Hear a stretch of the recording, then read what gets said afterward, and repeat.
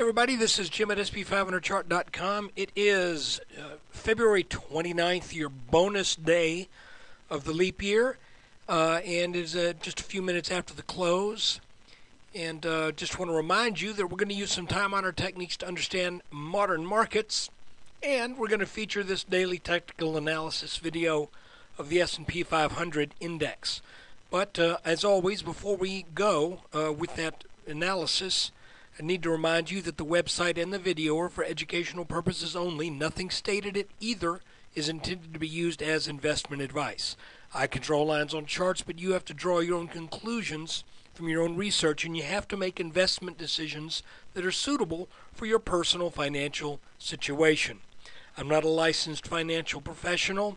I'm just a guy that draws lines on these charts. So let's look and see what happened today. Well, perhaps one of the most important things that happened today, let's go in and look at it on a 1-minute chart. Let me slide it over here to where we can see it. Here we go.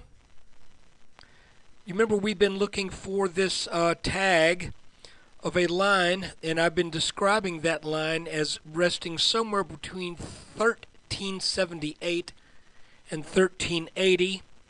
And if we look at where the market topped out today, it was 1378.02 according to this chart that gets its data from the BATS exchange. So I'm going to slide this line down here and say that's a done deal. It did meet that target, and I'll remind you that target again was coming from, hey, I got to go to a 2-hour chart to show you this. That target was coming from this inverse head and shoulders pattern right here, and it hit. So we now have to be concerning ourselves with the breakdown that appears may have been started today of our rising wedge pattern. And now I have drawn an extra little line in here, and I'm going to call this something of a, what's a good way to put it? This is a possible alternative bottom line to this rising wedge, but it's a lighter color because I think we had the right one here. The only thing is that we had this one move right here back on the 27th of this week, and you can see how we had a strong recovery, a strong bounce off that line. So what I did was I figured, let's just put this here, working off the same bottom level right here, coming up and hitting that low that happened on the 27th, and then extending that on off to the right. Now, that is a possible area, and that could explain why we got that bounce today. But we also have this horizontal resistance line that got taken out, and then it got violated again. Remember, we kind of were looking at this line as a possible something of a head and shoulders neckline. So let's see if maybe if maybe there's a bounce here. Yeah, it's possible. Okay, so I guess what I'm saying is, in so many words, if this line breaks, then I don't hold out a whole bunch of hope.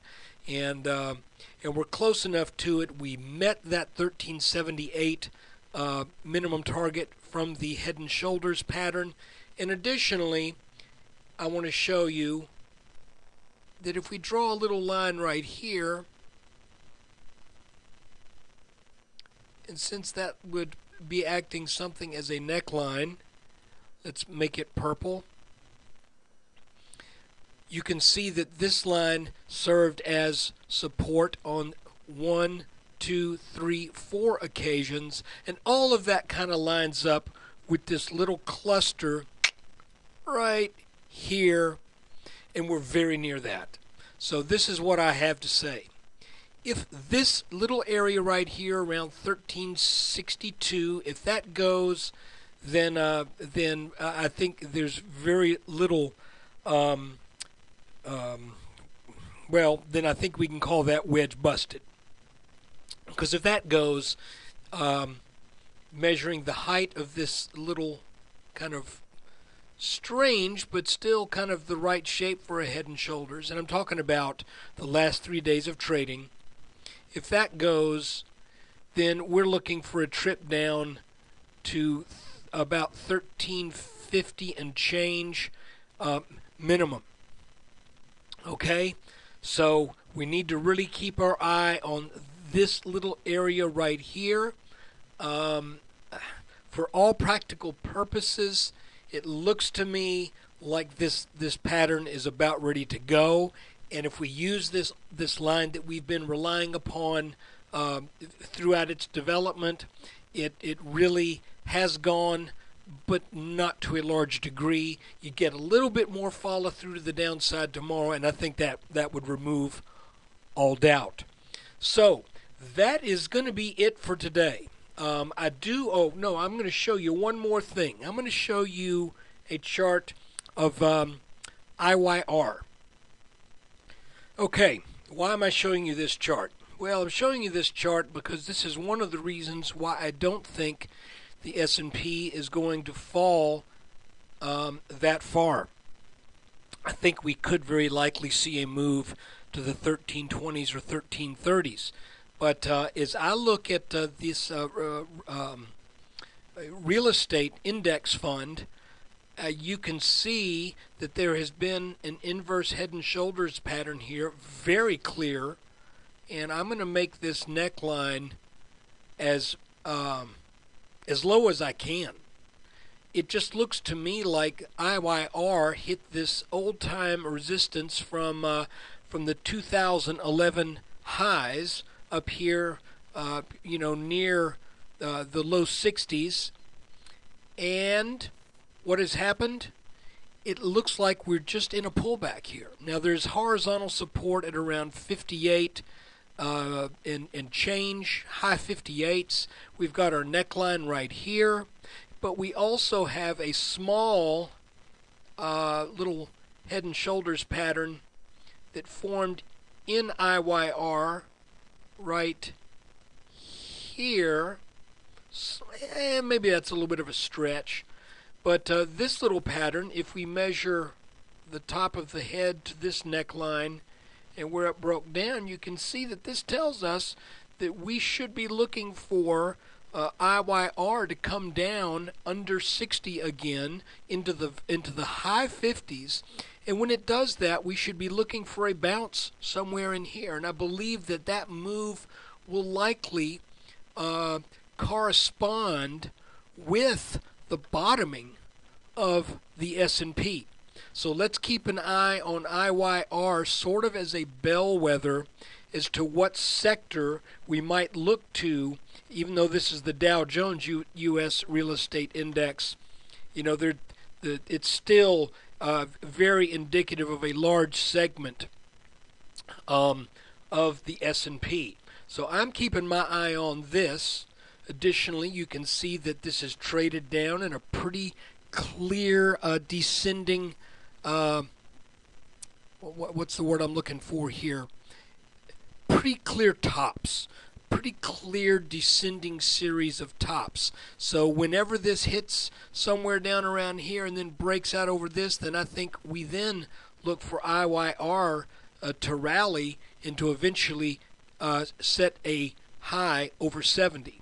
You can see that there was an inverted Head and Shoulders back here in 2010, and if we measure the target from it, you can see that some 10 months later, or rather 8 months later, even though it flirted back and forth over this neckline a bit, after this breakout, once we measured that top, you can see that's where that son of a gun ended up. So we're sort of looking at potentially the exact same thing here. The time frame probably another 6, 7, 8 months down the line, but you can see that that this chart sort of carries with it some bullish undertones that should carry forth through the indexes in general. So look, that is the real end of today's video. I want to thank you for watching.